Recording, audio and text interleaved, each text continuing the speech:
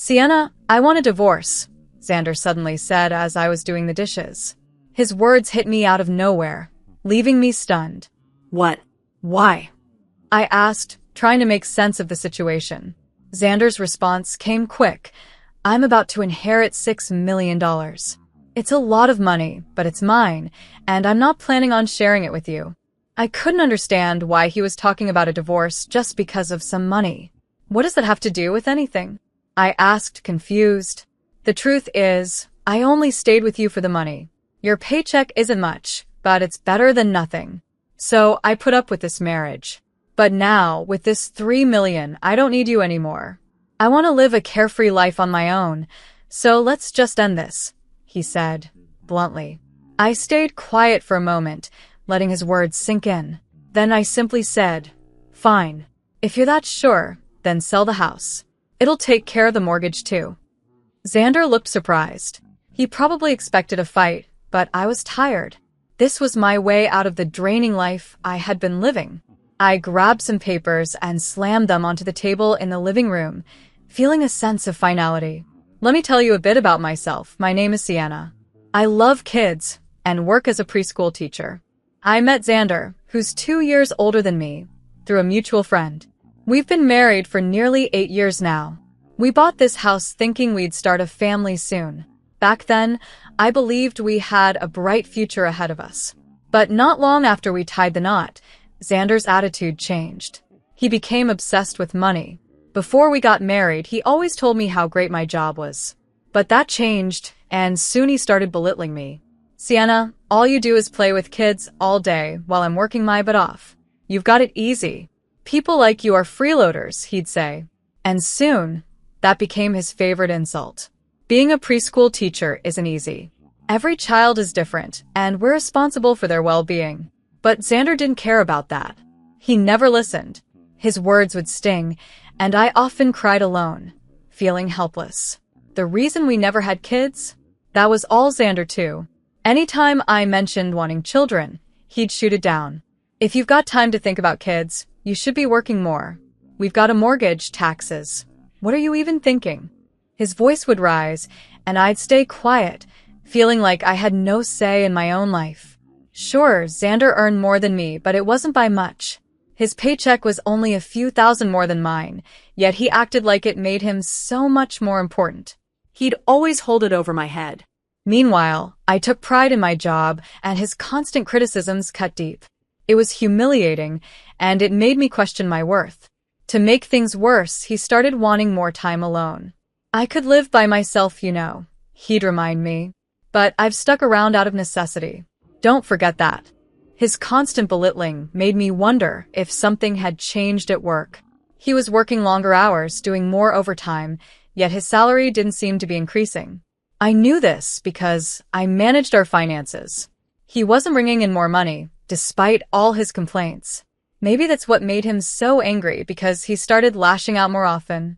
One day, after another one of his rants, he exploded, angrier than I had ever seen him before. Who do you think makes this lifestyle possible? If I wanted to, I could leave you in a second. Be prepared, he said, his voice filled with venom. Xander wasn't always like this. Before we got married, he was kind and supportive.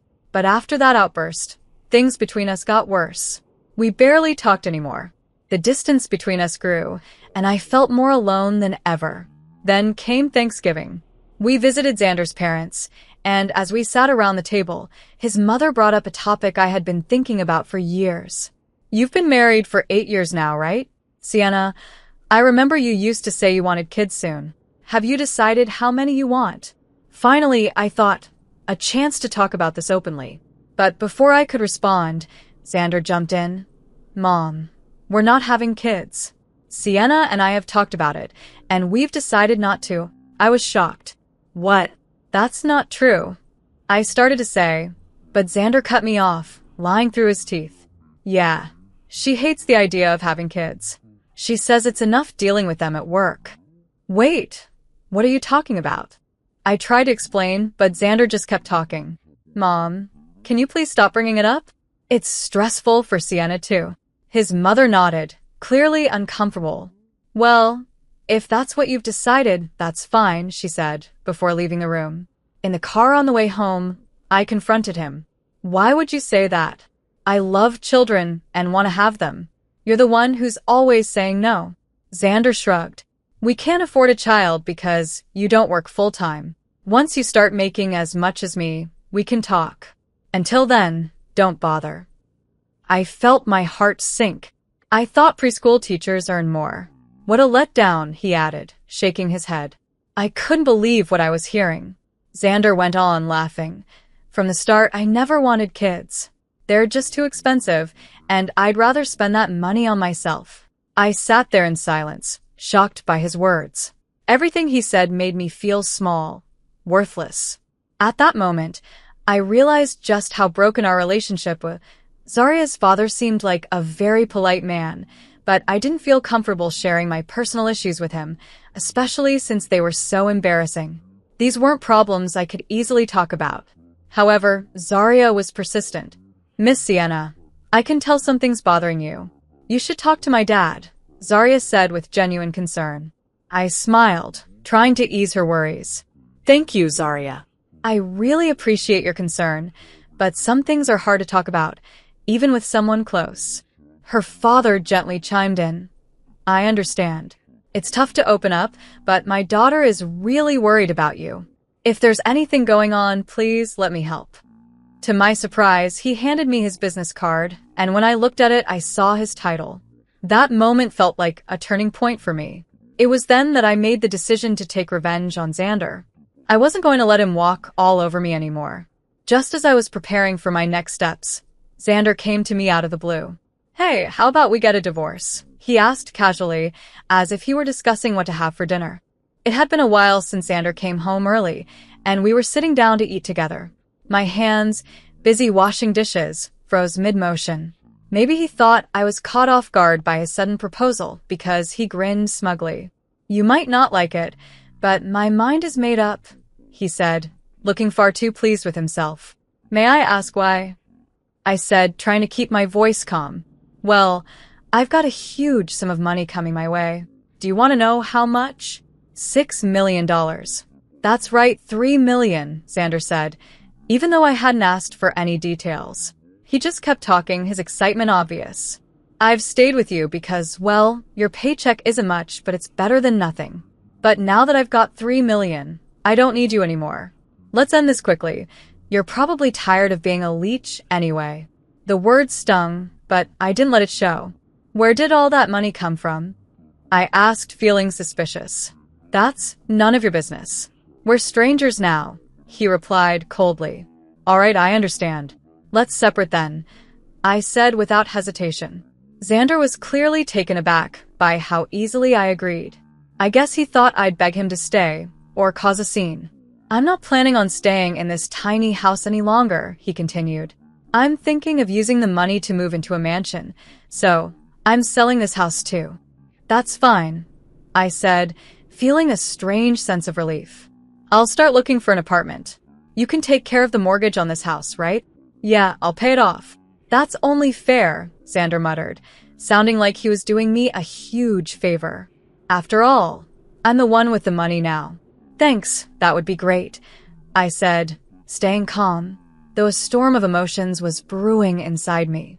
That was the moment I decided to act.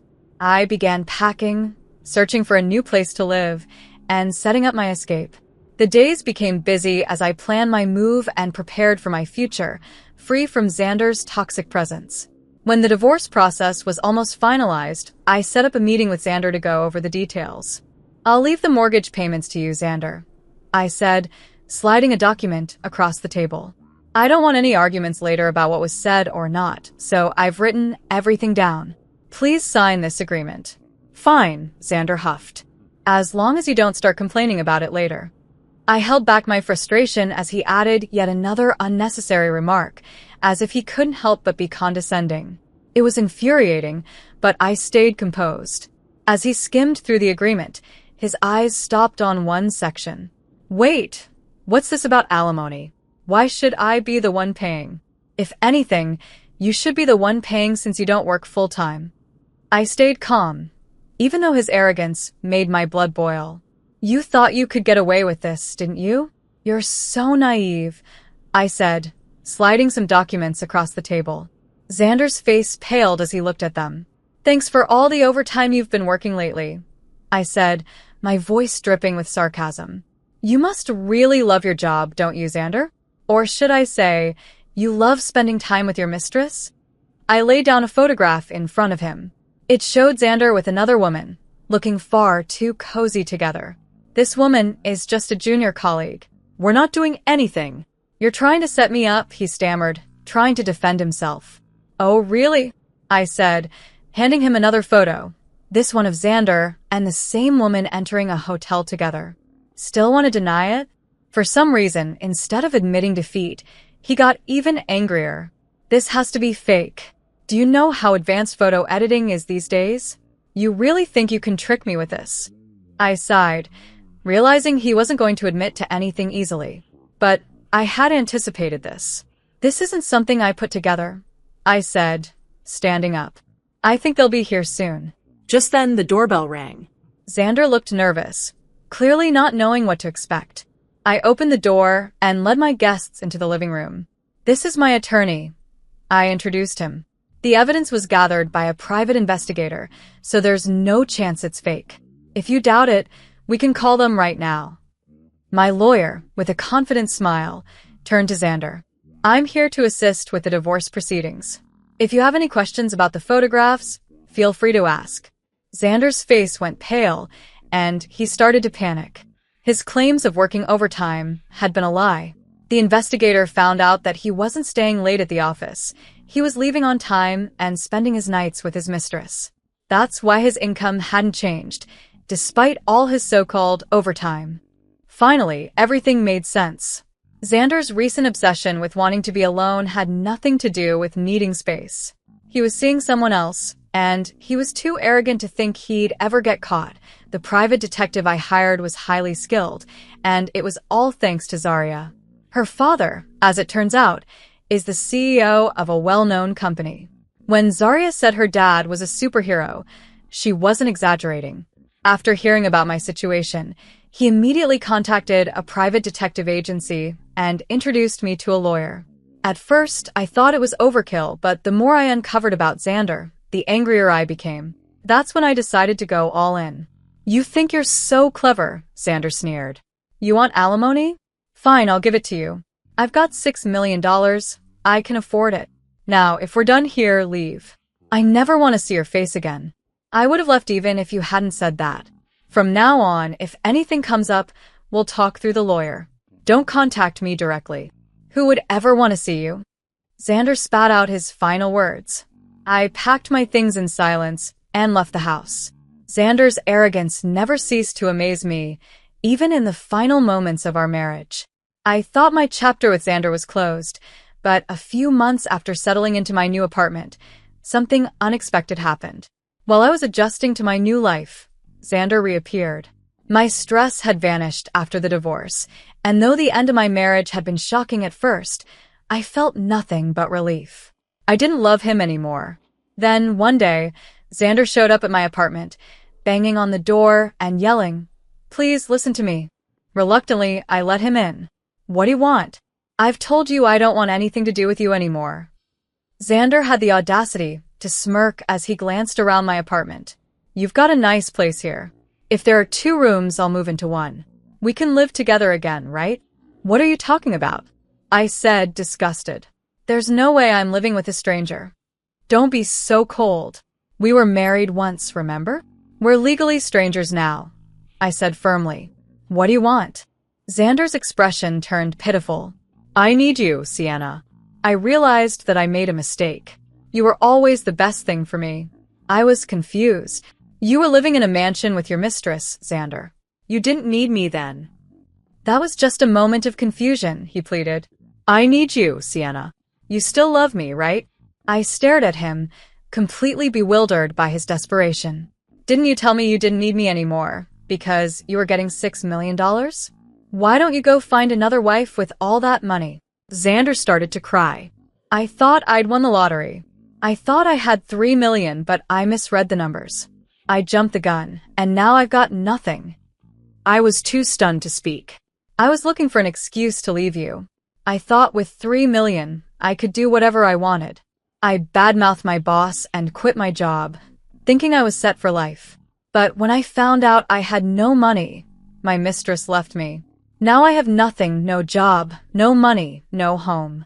It was clear now that Xander had been abandoned, and he had nowhere to turn. Sienna, you're my only hope, he begged, tears streaming down his face. I can't pay the loan on the house, and I have nowhere to live. I told you I don't know anything about that. If you stay here any longer, I'll take legal action, I warned.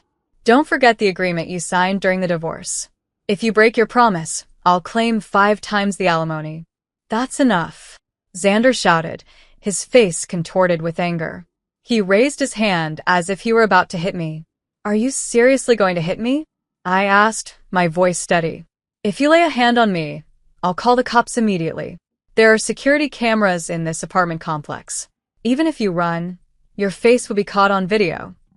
Xander's face turned pale at my words. Get out now, or I'll report you for trespassing. At the mention of a report, he fled. I heard the sound of him stumbling down the stairs, but I simply shut the door, indifferent to his fate. Xander never came back after that. Later, Xander's parents visited me to apologize. They hadn't realized how bad things had gotten.